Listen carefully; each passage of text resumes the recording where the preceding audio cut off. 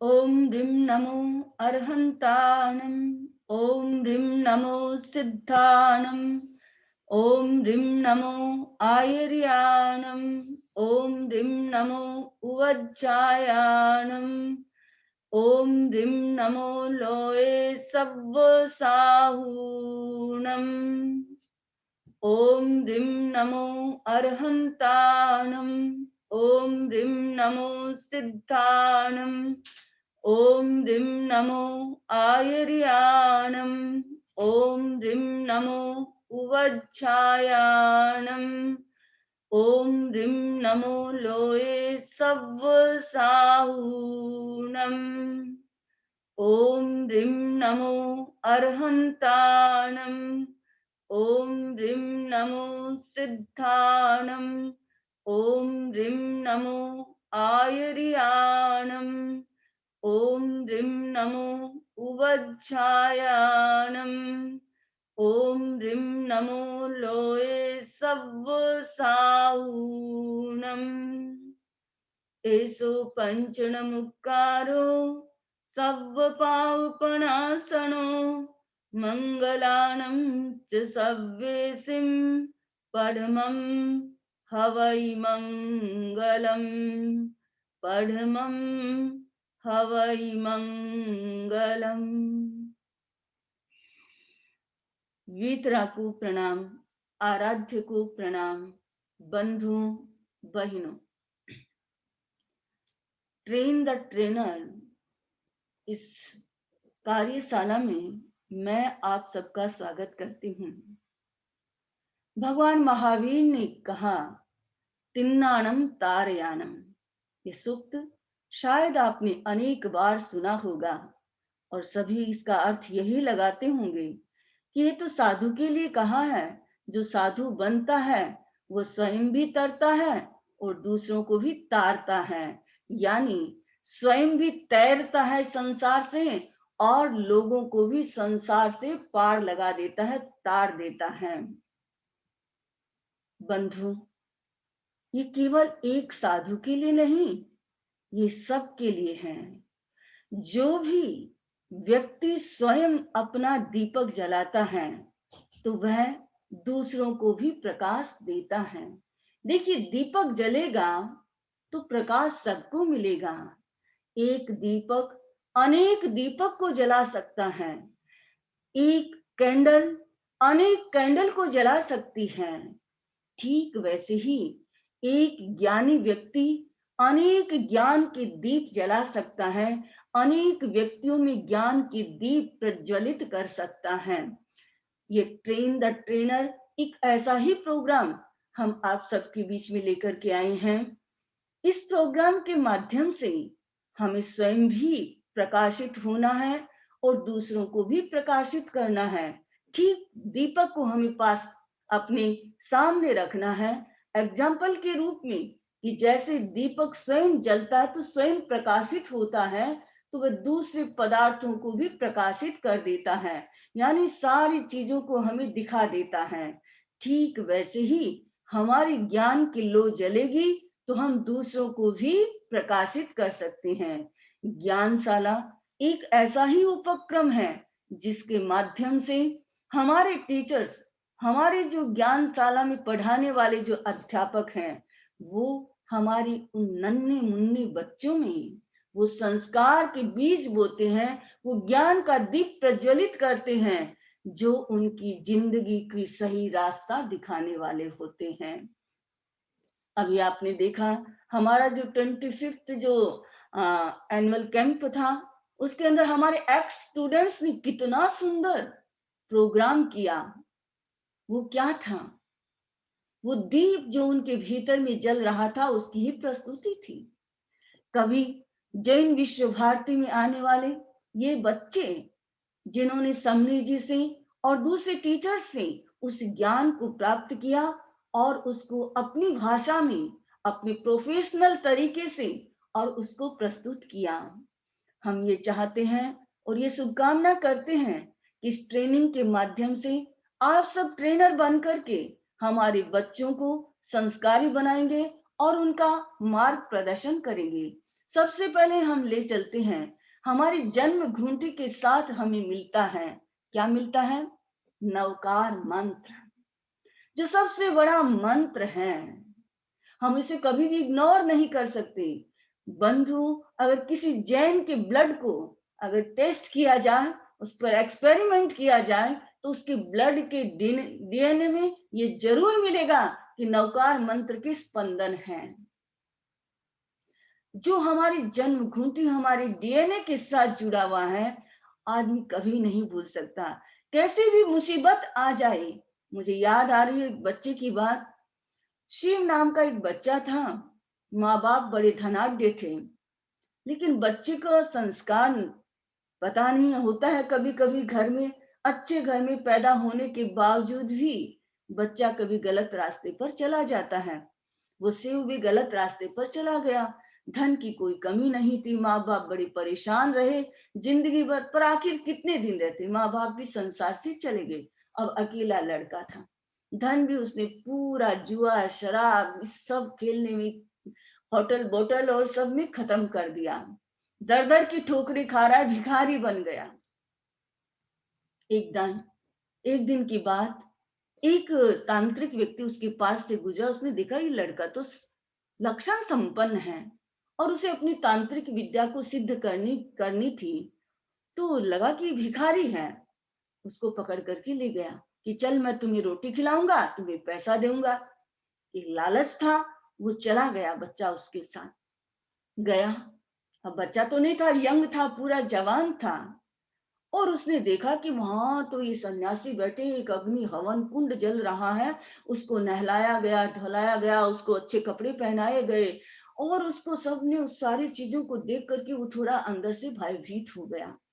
भयभीत हो गया। उसने कभी भी नमस्कार महामंत्र का नाम नहीं लिया था बंधुओं, उस बच्चे ने कभी भी अपनी जिंदगी में, और वह गलत ही रास्ते में जिया था। अब उसे अपनी याद आने लगी कि अब मैं क्या करूं, क्या करूं। अब वो टूटे फूटे उन अपने क्षणों को याद करता है, जब माँ बाप ने उसे बचपन में सिखाया था। जैसे तैसे करके वो अग्निकुंड के सामने उसको बिठाया गया, और वहां पर उनको क्या करना था, स्वर्ण विद्या को सिद्ध कर रहे थे। और उसके लिए एक व्यक्ति की बलि चाहिए जो 32 लक्षण संपन्न हो। वो अच्छे घर कुल में पैदा हुआ बच्चा था, लक्षणों से संपन्न था, संगत के कारण गलत हो चुका था। अब वो वहां बैठ करके कुछ नहीं करता, वो टूटे फूटे आगे पीछे जैसे भी अक्षर जुड़े, और उसने वो नमस्कार महामंत्र का जप करना शुरू कर दिया। बस स्थिर हो गया। ऐसा स्थिर हुआ कि जब उसे गिराने की बात आई, देवी को कहा, हुंकारा लगाया कि उसे गिराओ, देवी काम नहीं कर सकती, देवी चक्कर काट करके पुनः आ जाती है, कुछ नहीं कर सकती है देवी। फिर देवी को आह्वान किया गया, फिर उसे कहा गया, लेकिन वो बच्चा तो हिलता ही नहीं, बस उसके अंदर उसको पता ही नहीं क्या हो रहा है मेरे आसपास में, और वो उसके अंदर गिराने की कोशिश नाकाम। देवी नहीं गिरा पाती है। फिर करता है, तीसरी बार आह्वान किया गया, लेकिन नो रिजल्ट। आखिर देवी भी आवेश में आ गई। उसने क्या किया, उस बच्चे को तो कुछ नहीं कर सकी, और जो हवन कराने वाला जो था, उसी को ही उस अग्नि कुंड में डाल दिया, और स्वर्ण पुरुष बन गया। जब उसकी आंखें खुली तो उसने देखा, रे ये क्या, सब भाग गए लोग वहां से, केवल वो अकेला बैठा है और एक सोने का पुरुष वहां पर है, और स्वर्ण पुरुष बन जाता है। उसका जितना अंग काटो उतना ही वह पुनः दूसरे दिन संपूर्ण अंग संपन्न बन जाता है, और वो सोना ऐसे निकाल सकता है। वो देखता रहा। देखिए, एक ये मंत्र ऐसा है, हमारे इन सारे संस्कारों को देने वाला, सब संस्कारों को, पूरी जैन दर्शन को बताने वाला, ये हमारा एक नवकार मंत्र जिस है सबसे बड़ा, जिसमें 5 पद हैं और 35 अक्षर हैं। कहा जाता है 5 पद में सबसे पहला पद जो है हमारा नमो अरहंताणम, बड़ा महत्वपूर्ण ये पद है बंधु। आप हमेशा इसके बारे में सुनते आए हैं, लेकिन आज मैं फिर भी इसको रिपीट करने वाली हूँ। क्यों करने वाली हूँ कि ये हमारा बिल्कुल आपको क्लियर होना चाहिए कि इसमें क्या चीज किसके लिए उपयोग में आई है। ट्रेन करने का मतलब यही है, सर्टिफिकेट देने का मतलब यही है, केवल ऊपर ऊपर की बातें नहीं करनी है। थ्योरी तो थ्योरेटिकल जाना है, हमें केवल ऊपर की बातों में नहीं जाना है। अरहंताणम में क्या शब्द है ये भी जानना है, क्योंकि आप जानते हैं कि कुछ लोग अरहंताणम बोलते हैं, कुछ अरिहंताणम बोलते हैं, और हमारे आग में अरुहंताणम शब्द भी आता है। तो आखिर तीनों का मीनिंग तो कुछ होना ही चाहिए, और उस मीनिंग को अगर हम जानते नहीं तो हम अपने बच्चों को कैसे बताएंगे। हमें पता होना चाहिए कि किस चीज का क्या मीनिंग है। तो इसमें ए शब्द जो है ये ऐसे, तो ये ए शब्द यहाँ पर नेगेटिव अर्थ में है, नहीं के अर्थ में है। और रहंत शब्द आता है, रहंत शब्द आता है रहस्य के लिए आता है। तो जब इसके पीछे जब ये पूरा शब्द बनता है, जब एक फॉर्म बनती है तो रहंताणम शब्द बनता है। तो रहंत का अर्थ होता है रहस्य, नो सीक्रेट, जिसके लिए जानना कुछ भी रहस्य नहीं है, यानी वो सब कुछ जानता है, उसको अरहंत कहते हैं। कितना पॉजिटिव अर्थ है। जब भी नमो अरहंताणम बोलो, आपके दिमाग में आ जाना चाहिए बस अब मेरे लिए जानना कोई शेष नहीं रहेगा, मैं सब कुछ जानने वाला बनूंगा। यानी मेरी जो भी कैपेबिलिटी है वो मेरी एबिलिटी में चेंज हो जाएगी, मैं बिल्कुल कैपेबल बन जाऊंगा, मैं सब कुछ जानने वाला बन जाऊंगा। हमारी एबिलिटी कैपेबिलिटी में बदल जाए, ये सबसे बड़ा महत्वपूर्ण सूत्र है नमो अरहंताणम। बंधु, चार घाती कर्म, ज्ञानावनी, दर्शनावनी, मोहनी और अंतराय, इन चार घाती कर्मों का जब क्षय कर देता है व्यक्ति, तब वो अरहत बनता है, अनंत ज्ञान को जानने वाला बनता है। अब आपको पूछ ले कि अनंत ज्ञान जानने वाला क्यों कहा गया, अनंत का मतलब क्या है? एक अनंत का अर्थ तो ये होता है कि जिस ज्ञान का कोई एंड नहीं है, एंडलेस ज्ञान जो है, यानी वो जैसे आकाश एंडलेस होता है, ठीक वैसे उनका ज्ञान भी एंडलेस होता है। ये एक अर्थ है। दूसरा है जिसको बहुत महत्वपूर्ण है इस बात को जानने का, जैसे द्रव्य होता है, द्रव्य यानी चाहे वो चेतन है या फिर वो अचेतन है, यानी वो लिविंग बीइंग है या नॉन लिविंग बीइंग है, कोई भी पदार्थ है उसकी पर्याय जो होती है, जो मोड्स, जो बदलती हुई जो उसकी पर्याय जो है वो अनंत होती है। इसलिए जो अनंत ज्ञान संपन्न जिसको कहा जाता है, वो अनंत पर्यायों को जानने वाला उनका अनंत ज्ञान होता है, इसलिए भी उसे अनंत ज्ञान कहा जाता है।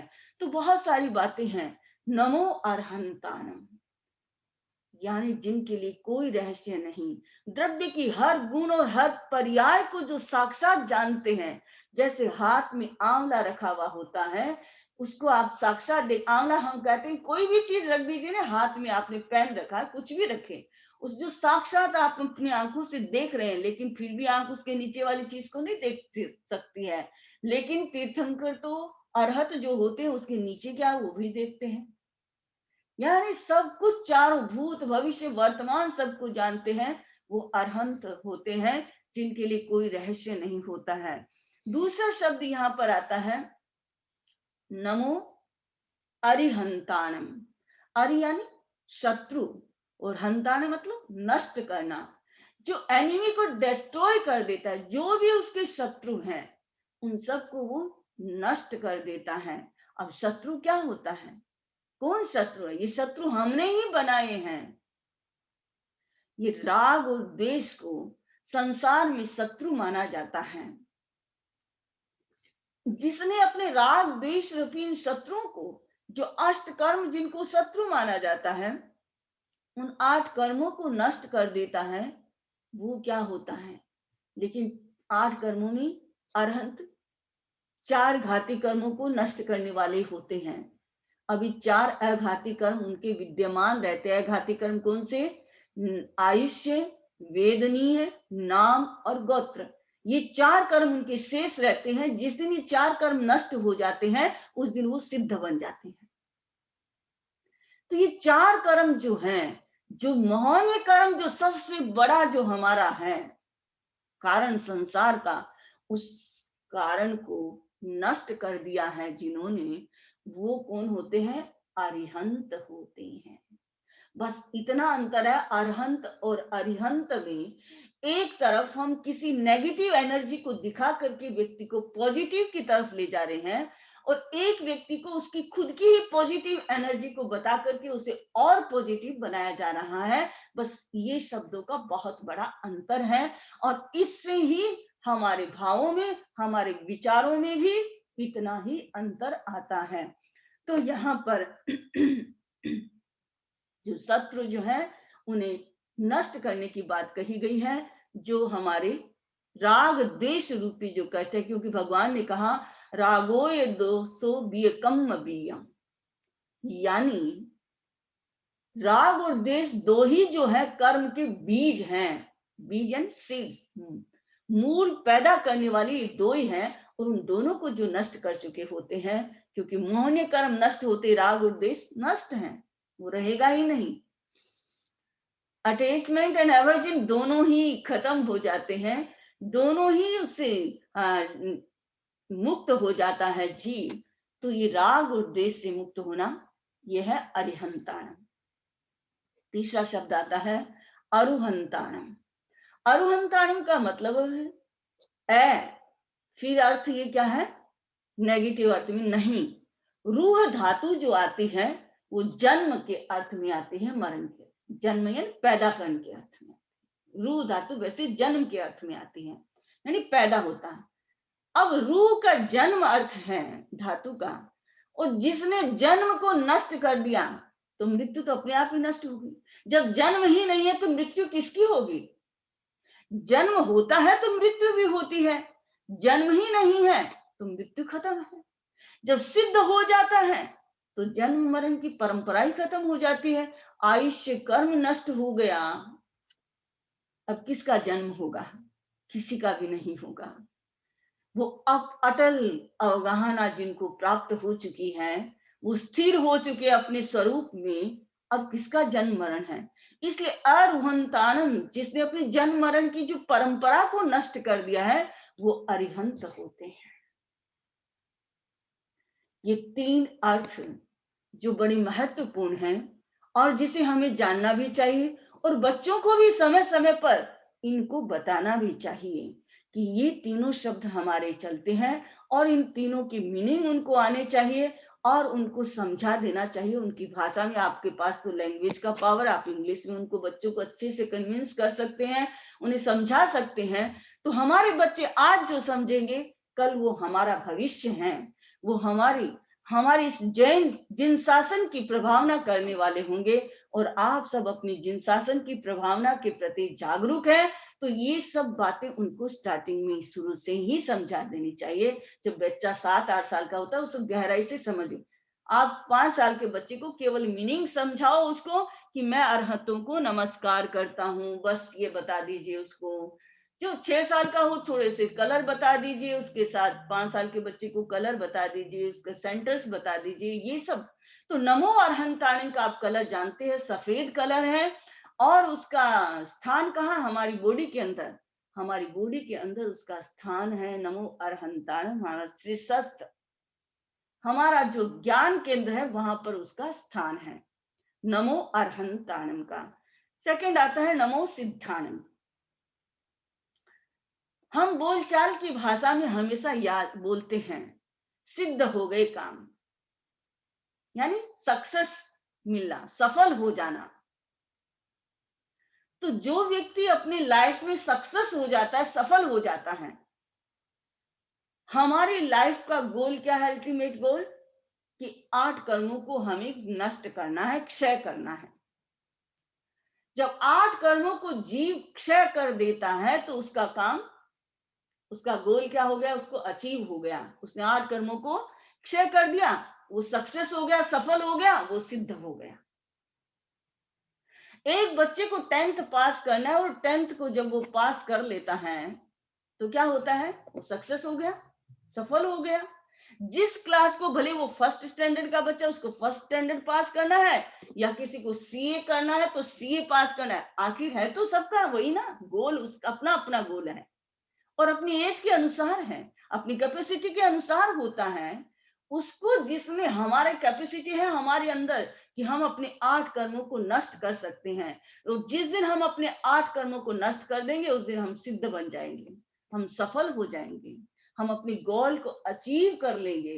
तो गोल अचीव करने के लिए महत्वपूर्ण बात है नमो सिद्धानंद, मैं सिद्धों को नमस्कार करता हूँ। कौन सिद्धों को? वो शक्ति कहाँ है? मेरे भीतर भी है, आपके भीतर भी है, और सबके भीतर वो अनंत शक्ति है, वो जिसको हम जागृत कर सकते हैं। तो नमो सिद्धानंद, सिद्धों को मैं नमस्कार करती हूँ। तो सिद्धों को नमस्कार करना ये है कि अपनी सफलता को प्राप्त करना। और सिद्ध कितने हैं? अनंत सिद्ध हो चुके हैं, अनंत सिद्ध और हो जाएंगे, अनंत सिद्ध हैं, नो लिमिट। और ये सिद्ध जो है सादी अनंत कहलाते हैं। क्यों कहलाते हैं? उनकी शुरुआत तो है, कोई आज सिद्ध हो रहा है, इसी क्षण सिद्ध हो रहा है, तो उसकी शुरुआत तो है, आदि यानी स्टार्टिंग पॉइंट, लेकिन नो एंड, अंत नहीं है। ये बहुत बड़ी अलग मान्यता है जैनों की। बाकी सब क्या मानते हैं? इनकारनेशन, अवतारवाद को मानते हैं कि एक समय आएगा वो वापस अवतार लेते हैं। जैन अवतारवाद में विश्वास नहीं करता है। जैन कहता है कि जो सिद्ध बन गया वो वापस कभी भी संसार में लौटकर आने वाला नहीं है। क्यों नहीं है? आपको पूछ सकता है बच्चा, क्यों नहीं है? कारण एक ही है कि संसार में आने वाले कर्म जो थे, कर्म जो कारण थे वो नष्ट हो चुके हैं। संसार में आने का कारण क्या है? आयुष्य कर्म है, नाम कर्म है, गोत्र कर्म है। ये 3 कर्म ऐसे जो हैं जो संसार की स्थिति को बनाए रखने वाले हैं, और मोहनीय कर्म मूल कारण है। मोहनीय कर्म, सारे जब कर्म ही नष्ट हो चुके हैं तो संसार में आने की बात ही समाप्त हो गई है। कारण हो तो कार्य हो सकता है, कारण ही नहीं है तो कार्य कैसे होगा? अरे भाई, अंधकार है तो आपके पास इलेक्ट्रिसिटी, आप बटन दबाओगे तो प्रकाश हो जाएगा। वहां तो अंधकार ही नहीं है ना, उन्हें जरूरत ही नहीं है ना संसार में आने की, वो अपने स्वरूप में अवस्थित हो चुके हैं। इसलिए वो नेवर, कभी भी इस संसार में आने वाले नहीं हैं। तो नमो सिद्धानंद, नमो आर्यानंद। आचार्य, आचार्य जो होते हैं वो हमारी इस परंपरा को चलाने वाले होते हैं। क्योंकि सिद्ध बनने के बाद आज महावीर सिद्ध बन चुके हैं। एक बार मुझे अभी किसी ने पूछा कि सम्मी जी, भगवान महावीर सिद्ध है या अरहत है? मैंने कहा भगवान महावीर सिद्ध बन चुके हैं, तो हम उसे अरहत में क्यों रखते हैं? हम अरहत में इसलिए रखते हैं कि हम वर्तमान में जिस परंपरा का फॉलो कर रहे हैं, हम जैन धर्म को जो फॉलो करें, महावीर की परंपरा का फॉलो कर रहे हैं, तो महावीर की उस अवस्था को याद करके हम उनको सामने रख रहे हैं। वर्तमान में अभी महावीर अरहत नहीं है, वो सिद्ध हो चुके हैं। जब हम निश्चय ने की भाषा में जब बोलते हैं, जब हम पंचपद वंदना करते हैं, तब क्या बोलते हैं? मैं सिमंदर स्वामी आदि विहर मानों को नमस्कार करती हूँ। क्यों? क्योंकि वर्तमान में महाविद्या के अंदर 20 विहरमान यानी 20 तीर्थंकर विहरण कर रहे हैं। उनमें पहले सिमंदर स्वामी हैं जिनको हम वंदना करते हैं, और नमो सिद्धानंद में हम महावीर को भी वंदना करते हैं। लेकिन हम फोटो वही लगाते हैं जो लोक में हमारी अभी प्रचलित हैं। हम प्रतिमाएं जो बनी है उसके फोटो मिलते हैं, हम उसी को ही लगाते हैं, क्योंकि हम उस परंपरा को फॉलो कर रहे हैं। हम अरहत के रूप में ही महावीर को देख रहे हैं, इसलिए लगा रहे हैं। बाकी भगवान महावीर अरहत नहीं, वो सिद्ध हो चुके हैं। अरहत के बाद उनकी परंपरा को चलाने वाले आचार्य होते हैं। और बंधु, आज हम देखते हैं कि जिन शासन में अभी समीक शांति प्रज्ञा जी ने आपको बताया कि उन्होंने भगवान महावीर ने स्वयं ने ही अपने गण को 9 भागों में डिवाइड कर दिया था और 11 गणधरों को उसके नियुक्ति कर दी थी। तो जिन शासन में जितने हमारे आचार्य हैं, वो उन सब आचार्यों को हम क्या करते हैं? नमस्कार करते हैं। लेकिन आचार्य कौन हो सकता है? एरा गेरा नत्थु खेरा नहीं बन सकता, हर कोई आचार्य नहीं बन सकता है।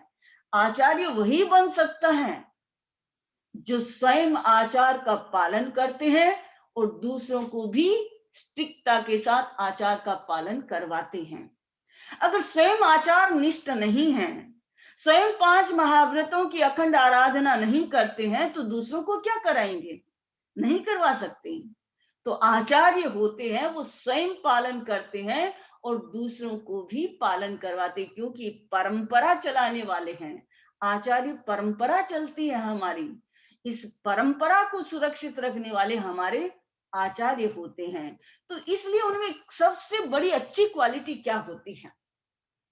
वो होती है उनका डिसीजन मेकिंग पावर बड़ा स्ट्रोंग होता है, बहुत स्ट्रोंग होता है। वो जो निर्णय लेते हैं, कहते हैं ना, पहले क्षण में तो वो चिंतन करते हैं, दूसरे क्षण में निर्णय पर आ जाते हैं, तीसरे क्षण में क्रियान्विति एक्शन में आ जाते हैं। हम गुरुदेव तुलसी के जीवन में हमने देखा, वर्तमान आचार्य श्री महाश्रमण जी के जीवन में हम देख रहे हैं कि पहले क्षण का चिंतन होता, दूसरे क्षण में निर्णय, decision complete, and the third next क्षण में तो क्या कर देते? एक्शन में आ जाते, वो क्रियान्विति हो जाती। आचार्य की विशेषता होती है, इसके बिना संग नहीं चला सकते वो। और उनका करेक्टर, उनका कंडक्ट इतना आचार स्ट्रोंग होता है कि कोई व्यक्ति ऐसे नहीं बना सकता किसी को आचार्य। तो इसलिए ये दो जो क्वालिटी जो उनकी है वो महत्वपूर्ण है।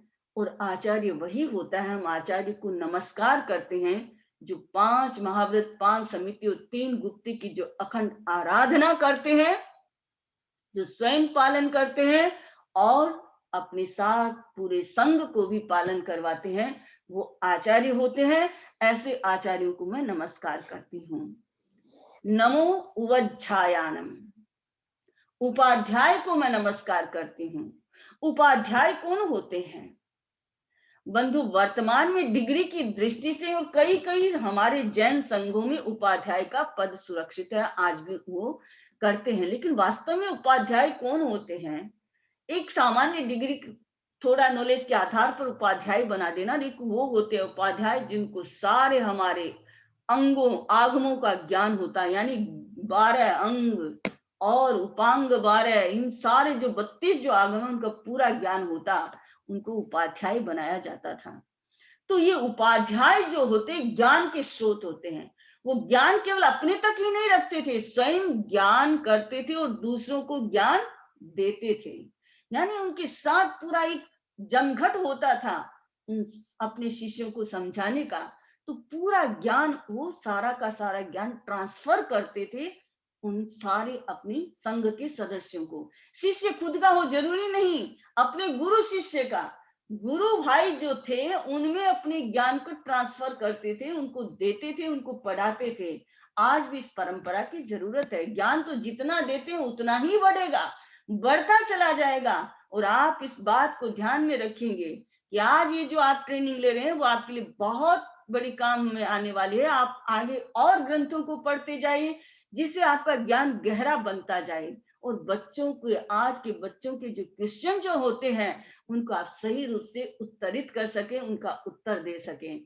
तो नमो अध्यायन, उपाध्यायों को जो ज्ञान स्वयं करते हैं और दूसरों को ज्ञान देते हैं। तो ज्ञान शेयरिंग का जो है एक बहुत बड़ा जो है गुण जो होता है उपाध्याय में होता है। कहते हैं ना कि मेरे पास एक चीज है और आपके पास एक चीज है, अगर हम दोनों एक दूसरे का शेयर कर लेते हैं, हम दोनों के पास कितनी हो जाएगी? 2-2 हो जाएगी। और अगर मैंने कंजूसी की, मैं नहीं दूंगी और आपने भी कंजूसी नहीं देंगे एक दूसरे, तो हमारे पास कितनी रही? एक ही चीज रही। तो ज्ञान जो है हम एक दूसरे को दे देते हैं, जितना शेयर करते हैं उतना ही ज्ञान हमारा बढ़ता चला जाता है। 1 से 11 बन जाएगा, 11 से 101 बन जाएगा, आप और आगे बढ़ाते ही चले जाएंगे। तो नमो उवच्छायनम, नमो लोए सब्ब साहुनम। मूल कौन सा है पंच परमेष्ठी में? मूल जो कौन सा पद है? ये पांचवा पद है। यही मूल पद है जिससे अरहत बनते हैं, जिससे सिद्ध बनते हैं, जिससे आचार्य बनते हैं, जिससे उपाध्याय बनते हैं। ये पद नहीं तो कोई सा भी पद नहीं आने वाला है। ये पद आएगा। आप कहेंगे नहीं गृहस्थ भी, हाँ गृहस्थ भी तीर्थं सोमी चांद, गृहस्थ भी क्या बन जाते हैं? सिद्ध हो जाते हैं।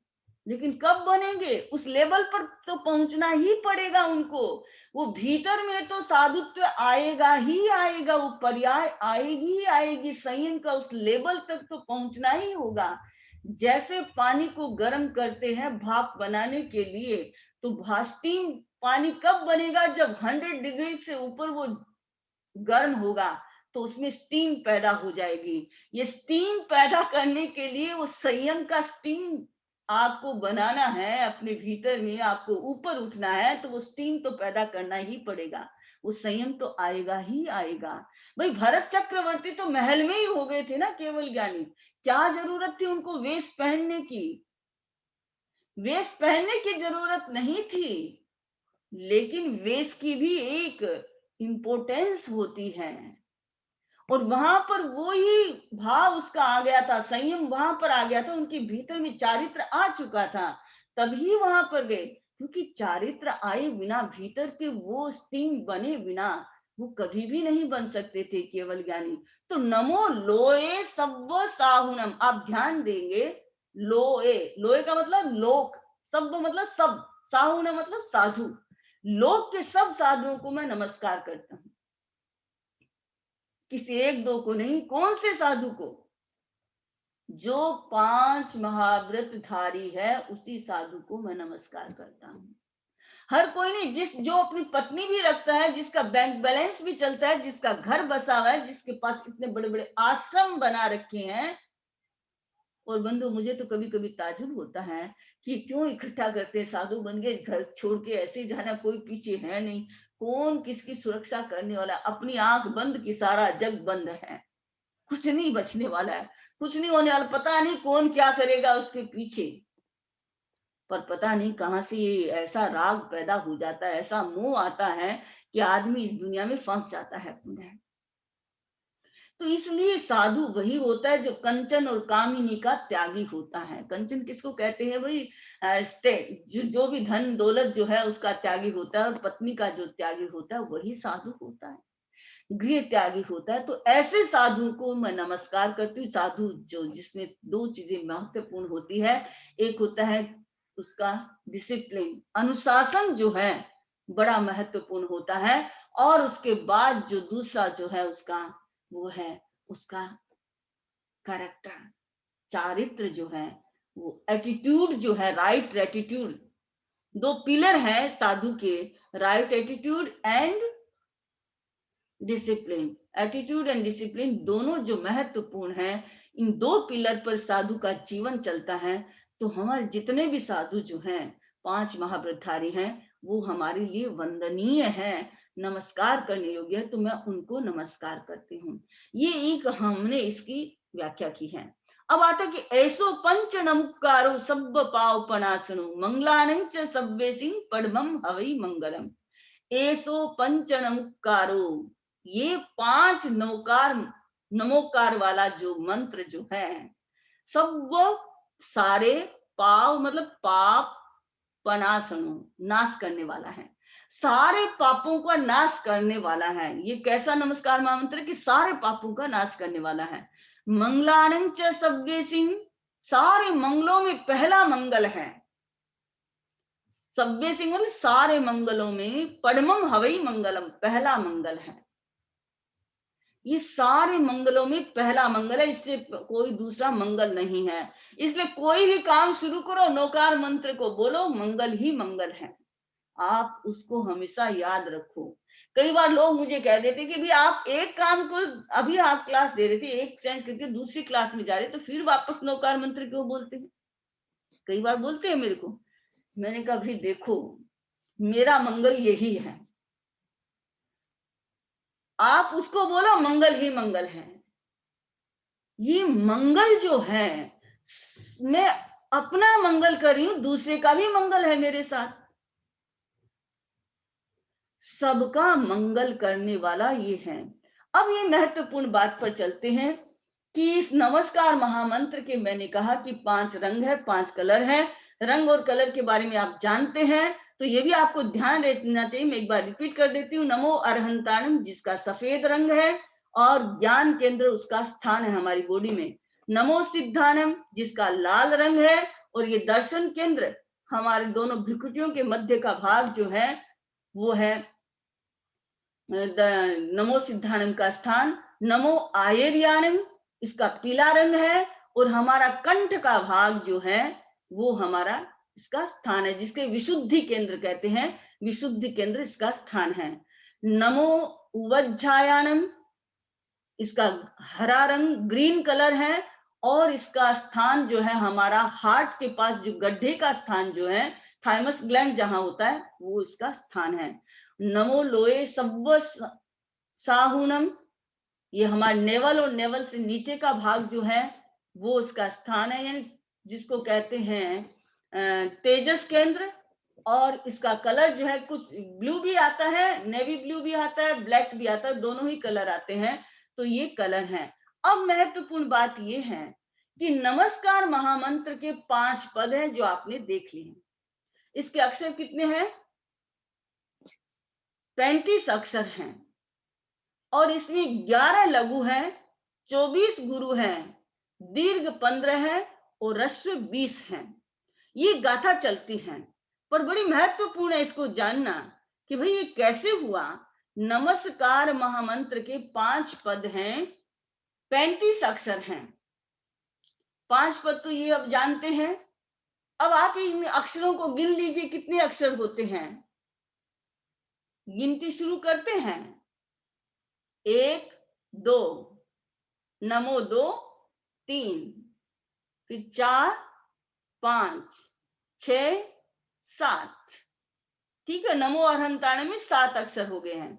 नमो सिद्धाणम में 1 2 3 4 और 5, 5 अक्षर हैं सिद्धाणम में। ठीक है। नमो आयर्याणम में 1 2 3 4 5 6 7, 7 अक्षर हैं। नमो वज्रायणम में 1 2 3 4 5 6 7, इसमें भी 7 हैं। फिर नमो लोए सव्व सावनम में 1 2 3 4 5 6 7 8 9, 9 अक्षर हैं। अब टोटल कीजिए। 7 और 5 12, फिर 7 19, फिर 7 26, फिर 9 35। टोटल कितने अक्षर हो गए हैं? 35 अक्षर हो गए हैं।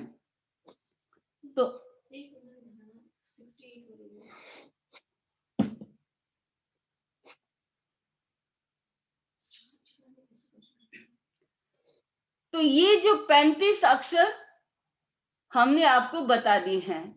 कहीं कहीं एक धारणा ये भी मिलती है कि वहां पर 68 अक्षर बताते हैं।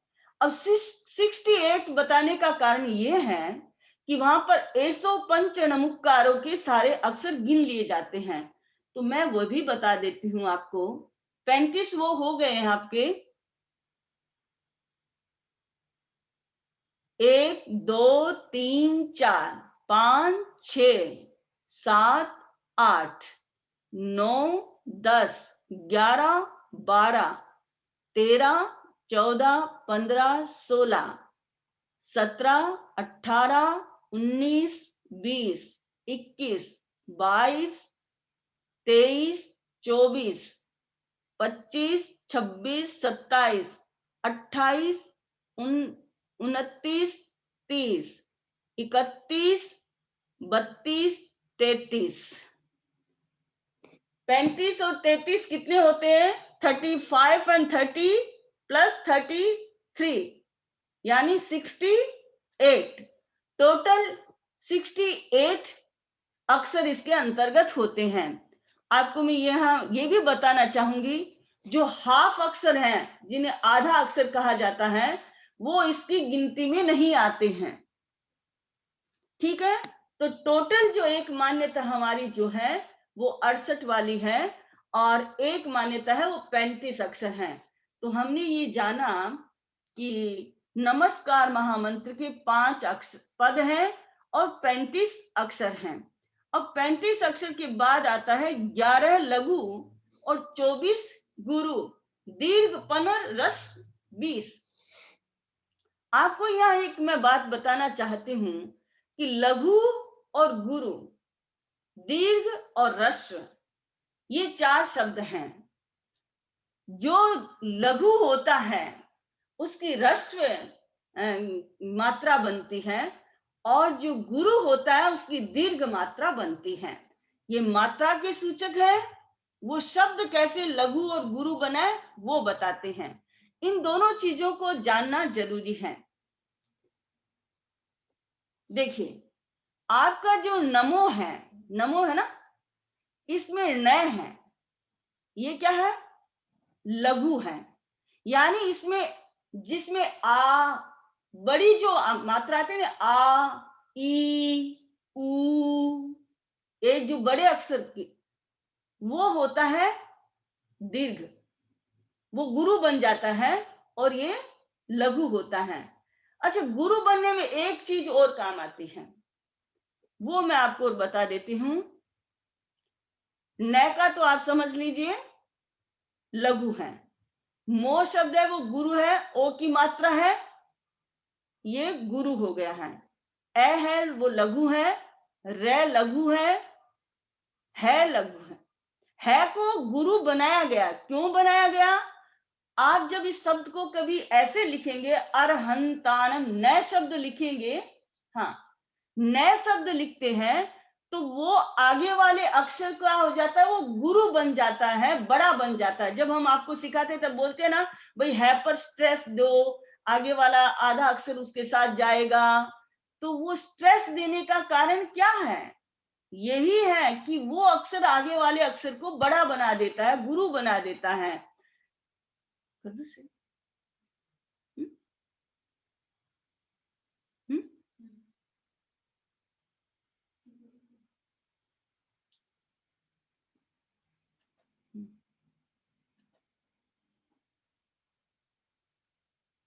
अभी हम आपको दिखाते हैं।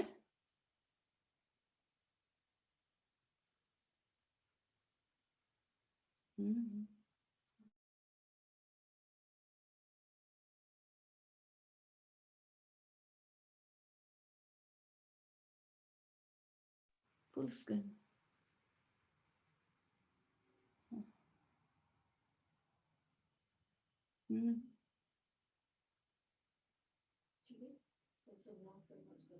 हाँ, आप इसको नोट भी कर सकते हैं।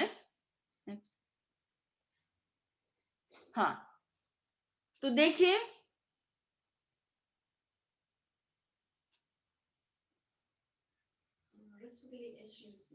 रस्व के लिए एच यूज किया गया है, दीर्घ के लिए डी यूज किया गया है। आप उनके ऊपर देख लीजिए, सबके ऊपर देखिए, आप देख रहे हैं नमो में एच और डी, रस्व और दीर्घ।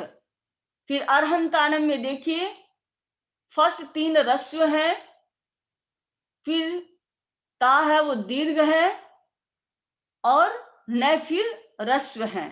अभी इसमें जो हमें रस्व और दीर्घ बताया है, तो सारा का सारा आप नोट कर सकते हैं। नमो सिद्धानम में आप देख लीजिए, न नमो तो फिर एच ओ डी है नहीं, रस्व और दीर्घ है। सिद्धानम में फर्स्ट है वो रस्व है, सेकंड दीर्घ है, थर्ड रस्व है। फिर नमो आयरियाणम में, नमो में फर्स्ट रस्व, मो दीर्घ, आ दीर्घ, य रस्व, री रस्व, या दीर्घ और न रस्व। वैसे नमो उवज्झायनम में फर्स्ट रस्व, सेकंड दीर्घ, उवज्झायनम फर्स्ट रस्व, सेकंड रस्व, और झा है वो दीर्घ है, या दीर्घ है, और लास्ट न रस्व है।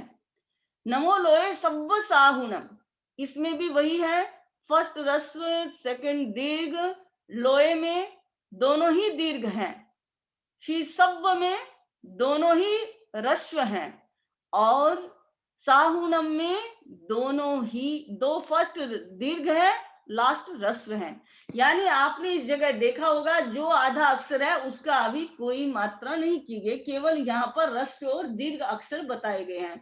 तो दीर्घ कितने बताए हैं हमारे यहाँ टोटल, याद है आपको दीर्घ कितने हैं?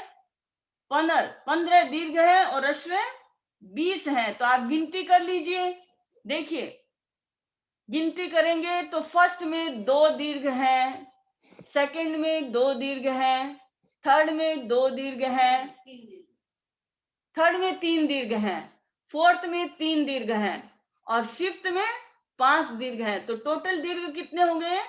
15 हो जाएंगे। और रस्व कितने हैं? टोटल 20 हैं। आप गिनती कर लीजिए। नेक्स्ट फिर आता है लघु और गुरु। लघु और जो गुरु जो है, मैंने आपको बताया कि जो आधा अक्षर जो है, मात्रा और अक्षर दोनों बात है। एक तो बड़ी मात्रा होती है उसको गुरु कर दिया जाता है, जैसे जिसको हमने दीर्घ किया है वो गुरु हो जाएगी, और जिसको हमने आधा अक्षर को नहीं लिया था तो आधा अक्षर लेने से आगे वाला जो अक्षर है उससे पहले वाला अक्षर जो है वो क्या हो जाएगा? गुरु हो जाएगी, उसकी गुरु मात्रा हो जाएगी। तो देख लीजिए आप, नमो में क्या है? फर्स्ट लघु है, सेकंड गुरु है। फिर अरहंतानम में फर्स्ट दोनों लघु है, ए और रे। है को है वैसे तो क्या था? आपका रस्व था, लेकिन उसके सामने न आधा आ रहा था, इसको क्या कर दिया? उसको गुरु कर दिया गया है, उसकी गुरु मात्रा हो गई है। और उसके बाद में होता है ता, तो अपने आप में ही गुरु है, दीर्घ था तो गुरु हो गया, और न जो है उसके बाद भी मैं है, इसलिए वो भी गुरु हो गया है। तो इस तरह से ये सारे नमो सिद्धानंद में फर्स्ट लघु है, सेकंड गुरु है, थर्ड है वो गुरु हो गया। क्यों हुआ? ध आधा आ रहा था उसके सामने, इसलिए गुरु हो गया। दा तो अपने आप में ही गुरु था, न नम पीछे मैं है, इसलिए गुरु हो गया। नमो आयर्यानम, आप देख लीजिए, न लघु है, मो गुरु है, फिर आ गुरु है, यह गुरु लघु है, री लघु है, और या गुरु है, और नम गुरु हो गया है। फिर उवज्झायनम, नमो उवज्झायन में फर्स्ट लघु है, सेकंड गुरु है। उ में उवज्झायन में उ लघु है, व क्या था? लघु रस्व था, लेकिन जय आने के कारण उसको गुरु मात्रा गुरु हो गया है। झा गुरु दीर्घ था तो गुरु है, या दीर्घ था गुरु है, और नम होने से ये गुरु हो गया है। नमो लोए सब्ब साहुनम, तो न लघु है, मो गुरु है, लो गुरु हो गया, गुरु है मात्रा, एक ही भी गुरु मात्रा है। स लघु था, लेकिन वह आधा सामने आने से वो गुरु हो गया, पीछे वाला वह लघु है। फिर सा गुरु ही था, हु भी गुरु था, और नम गुरु हो गया। इस तरह से आपके क्या हो गया? आप देखिए 11 गुरु, 11 तो लघु है, 24 गुरु है, और दीर्घ 15, रस्व 20। तो ये एक पूरा फॉर्मूला इस तरह से बनाया गया, एक बहुत ही सुंदर, सबको जोड़ करके हम, ये एक ऐसी कला है, जब हम गीत बनाते हैं, कोई छंद कविता बनाते हैं, तब भी इसकी जरूरत होती है। तो मैं अपनी बात को यहाँ पर संपन्न करना चाहूंगी इस बात के साथ, इस नमस्कार महामंत्र को अनेक दृष्टियों से हमने समझने की कोशिश की है। मैंने कितनी दृष्टि से इसको यहाँ पर अभी रहते हुए समझा दिया है, जितना हम इसकी डेप्थ में जाते हैं, उतना ही हम और गहराई से इसको समझ पाते हैं। तो हमारा ये जो ट्रेन द ट्रेनर जब प्रोग्राम है, वो तिन्नानम तार्यानम का प्रोग्राम है। हम अपने आप को तार सकते हैं और दूसरों को भी तार सकते हैं। हम इस प्रोग्राम के साथ जुड़े हैं, तो हमें ये सीखना है कि किस तरह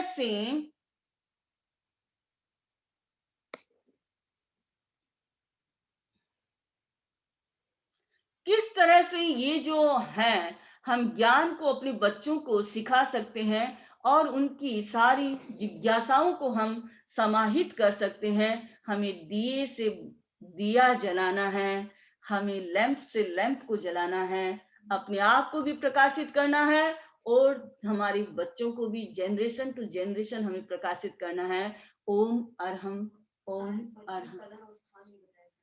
बता दिए मैंने सारे कलर स्थान सब बता दिए हैं आपको। तो हमारे शांति प्रज्ञा जी इसके प्रति बड़े जागरूक हैं। वो कह रहे हैं कि हाँ, तुम, हाँ, फिर भी अगर किसी की कोई जिज्ञासा हो तो आप मुझे पूछ सकते हैं।